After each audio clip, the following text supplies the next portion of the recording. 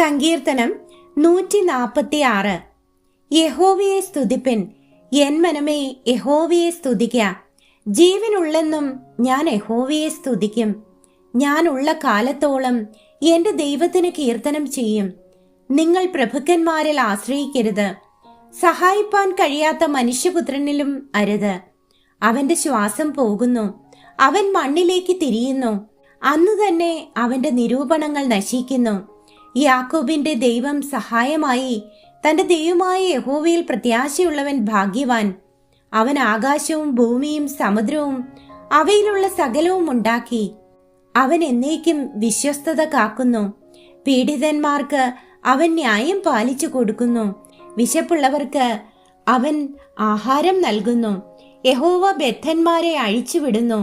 യഹോവ കുരുടന്മാർക്ക് കാഴ്ച കൊടുക്കുന്നു. യഹോവ കുനിഞ്ഞിരിക്കുന്നവരെ നിവർത്തുന്നു. യഹോവ നീതിമാന്മാരെ സ്നേഹിക്കുന്നു.